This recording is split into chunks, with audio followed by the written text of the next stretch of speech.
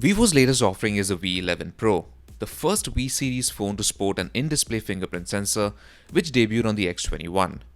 Now, in many ways, the V11 Pro is like a selfie-centric version of the X21, as apart from the in-display fingerprint sensor, it also shares similar specifications compared to its higher-end sibling. Priced at around 25,990 rupees, does the V11 Pro have enough to differentiate itself from its rivals? Let's find out.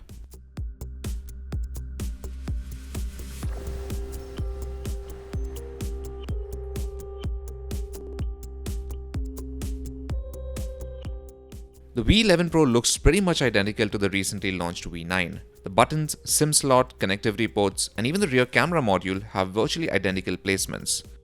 It's very light too due to the all-plastic body and has a thickness of 7.9mm. It's easy to manage with one hand, but the phone is slightly taller, which tends to take up more room in your pocket. The glossy back also attracts smudges very easily. Now, the larger body makes room for a bigger display, which measures 6.41 inches diagonally. Vivo is calling this the Halo Full View display since it has slim borders on all sides and a really tiny notch. Now, since there's room for just the front camera in the notch, the sensors have been moved into the edge of the bezel on the right of the camera, while the earpiece is placed just above it, which is a clever design.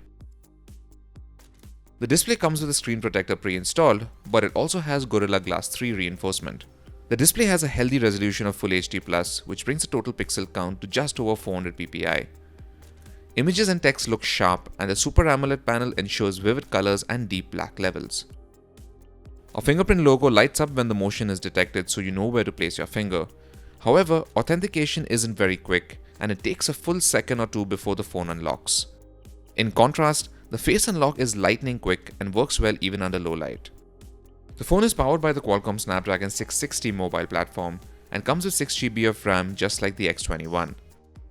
Most of the benchmark numbers were a bit slower compared to the X21, and Antutu for some reason didn't really complete, so we couldn't get a score.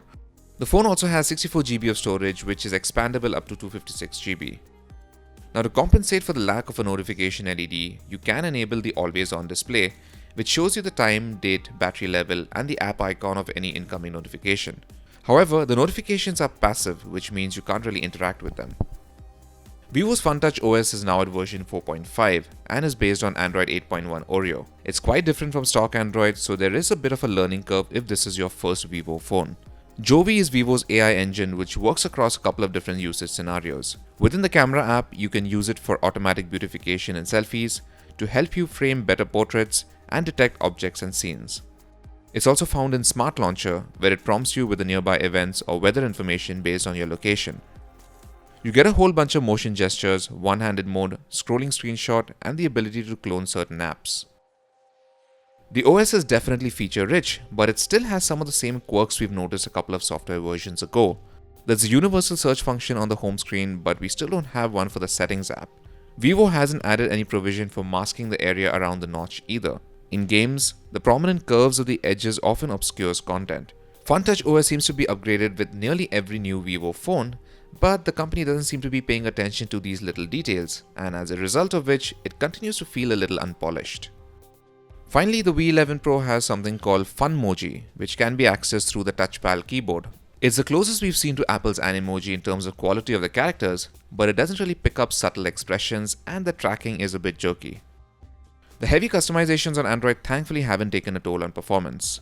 We didn't encounter any heating issues either when using the GPS or downloading apps, but it does get fairly warm with a lot of camera use and when playing taxing games. Speaking of games, the Snapdragon 660 doesn't have the best GPU, which is why titles like PUBG and Asphalt 9 Legends run at medium to low settings by default. Bumping up the graphics in PUBG caused a bit of stutter in gameplay, while Asphalt 9 had terrible aliasing even with the graphics forced to the high preset.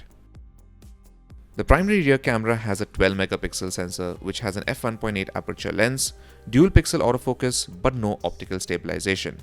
The auto HDR works very well, balancing the exposure of the dark and bright areas with finesse. Level of detail and colors in landscapes are very good too, and close-ups have a smooth bokeh effect with good detail. Noise is handled very well too, while preserving good detail even in objects that are at a great distance. Quality of 4K video is good under natural light, but it gets a little grainy under low light. Video resolutions are a bit limited as your only other choices are 1080p and 720p, but nothing in between like a 60 FPS mode or even a 19:9 shooting mode. But one feature that we really miss is electronic stabilization, which we hope is addressed through an update in the future. The second 5-megapixel sensor is used for gauging depth. This kicks in when you switch to bokeh mode. You can also vary the aperture through the software, but we found the edge detection to be a bit of a hit or a miss. The 25-megapixel selfie camera is still one of the best we've seen in this segment. Images are sharp and well exposed, and you get to play around with a couple of lighting modes similar to iPhones. The AI Face Beauty shooting mode automatically applies filters, which can then be manually tweaked too if it's not to your liking.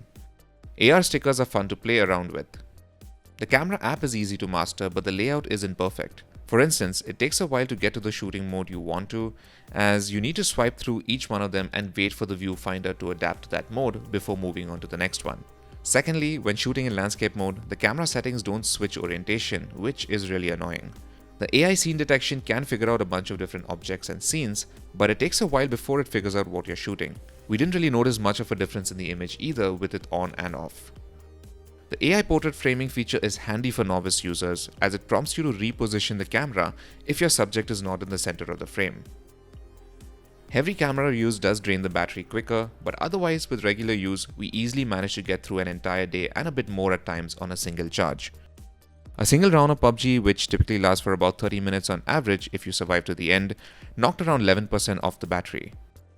The phone supports Vivo's dual-engine fast charge technology, which gives you roughly a 42% charge in half an hour and around 80% in an hour. This seems to be based on Qualcomm's quick charge technology, as the phone fast charges even when connected to a compatible Qualcomm adapter. The Vivo V11 Pro is a solid all-rounder at 25,990 rupees and offers better value compared to the Oppo F9 Pro for a bit more money. Obviously, it's hard to ignore the Poco F1 too, but getting your hands on one is like trying your hand at a lottery, whereas the Vivo V11 Pro should have better online and offline availability. There are some aspects of the V11 Pro we wish were done differently. A USB Type-C port would have been preferable. The in-display fingerprint sensor still feels a bit sluggish. Electronic stabilization is missing, and the custom OS could use a bit of polish. Overall though, the V11 Pro offers a good mix of features and performance at a competitive price and is something we'd recommend considering when making your purchase decision. So thanks for watching our review of the Vivo V11 Pro. We hope you liked it, and for all things tech, log on to gadgets360.com.